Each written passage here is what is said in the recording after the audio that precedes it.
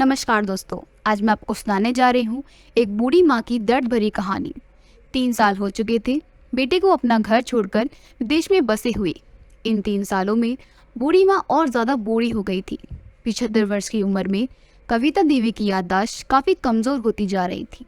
उन्हें रोजमर्रा की चीजें याद न रहती, लेकिन जो उन्हें हमेशा याद रहता वह था उनका बेटा। दिन हो या रात, एक पल भी ऐसा ना होता जब उन्हें अपने बेटे की याद ना आती। दूसरी तरफ बेटा था जो साल भर में एक आध बार अपनी माँ को फ़ोन कर लिया करता और 1-2 मिनट से ज़्यादा बातें भी ना किया करता। फिर भी यह बूढ़ी माँ टकटकी लगाए अपने बेटे का इंतज़ार करती रहती। एक दिन बेटे का विदेश से फ़ोन आया। हेलो हेलो, सुन रही हो ना माँ? सुमित बोल रहा हूँ, तुम्हारा बेटा। कैसी हो माँ? मैं ठीक हूँ बेटा। तुम बहू और मेरा पोता कैसा है? माँ ने पूछा। सब अच्छे हैं माँ। मैं अगले हफ्ते गांव आ रहा हूँ माँ तुम्हें लेने। अब हम सब साथ में ही लंदन में रहेंगे माँ। तुम्हारी बहू कह रही थी माँ को यहाँ पर लेकर आओ, बेचारी अकेली वहाँ परेशान होती होगी, बेटी ने कहा। माँ की बूढ़ी सूखी आंखें आंसुओं से भीग गईं। उसके कमज़ोर शरीर के नस नस में खुशी की लहर दौड़ गई। बेटे और बहू का अपने प्रति प्रेम देखकर माँ का मन खुशी से भर आया। बेटे ने आगे कहा, माँ तैयार है ना माँ? मेरी ज़्यादा दिन की छुट्टियाँ नहीं हैं। जिससे जितने पैसे लेने हैं लेकर रखना। तब तक मैं प्रॉपर्टी डीलर से बात कर लेता हूँ। घर के लिए माँ ने पूछा। हाँ माँ, गांव का घर हमें बेचना पड़ेगा।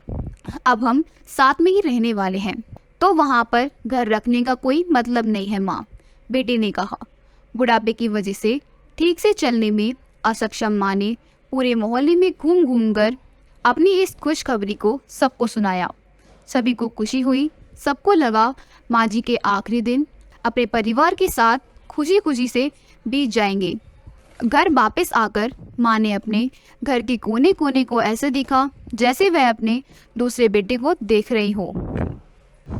देखे भी क्यों ना, उस घर को अपने बेटे से कम थोड़ी समझा था।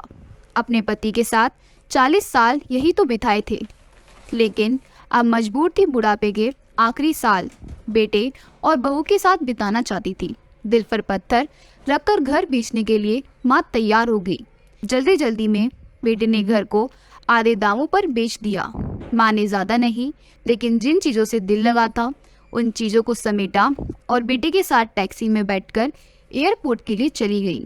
एयरपोर्ट पर आकर बेटे ने माँ से कहा, माँ तुम यहाँ बेंच पर बैठो, मैं सामान और बोर्डिंग पास की जांच कराकर आता हूँ। वहाँ वक्त लगता है और खड़ा रहना पड़ता है, तुम्हें तकलीफ होगी, तुम यहीं आराम करो। मैं यूं गया और यूं आया। माँ बेंच पर बैठ गई और बेटा अंदर चला गया। काफ़ी समय हो गया, बेटा वापस नहीं लौटा। माँ सोचने लगी ज़्यादा भीड़ होगी इसलिए देर लग रही होगी। अंधेरा होने को आया। अब तो लोगों की चहलकदमी भी कम होने लगी। माँ को अब चिंता होने लगी। एक कर्मचारी ने पूछा, किससे मिलना है माँ जी आपको? यहाँ पर क्यों बैठी हैं? डरती हुई आवाज़ में कविता देवी बोली, मेरा बेटा अंदर सामान की जांच कराने गया है, लंदन जा रहे हैं हम। क्या नाम है माँ जी आपके बेटे का? कर्मचारी ने पूछा। सुमित नाम है मेरे बेटे का, कविता देवी ने बताया। कर्मचारी अंदर गया और थोड़ी देर बाद बाहर लौटा। उसने कविता देवी से कहा, माँ जी लंदन जाने वाली फ़्लाइट तो दोपहर में ही जा चुकी है और आपका बेटा भी उस फ्लाइट में बैठकर लंदन जा चुका है। अब आपके यहाँ बैठने का कोई मतलब नहीं है, आप भी अपने घर चली जाइए। क्या जा चुका है और मैं घर जाऊँ? घर? माँ की आंखों से आंसू के सैलाब उठने लगे। जैसे तैसे माँ घर पहुंची। जब उसका था ही नहीं, बिक चुका था। वो वहीं बरामदे में तुलसी के पास सो गई। घर के नए मालिक को उस पर दया आई तो एक कमरा किराए पर उसको दे दिया। पेंशन के पैसों से खाना और किराए का बंदोबस्त हो जाता था।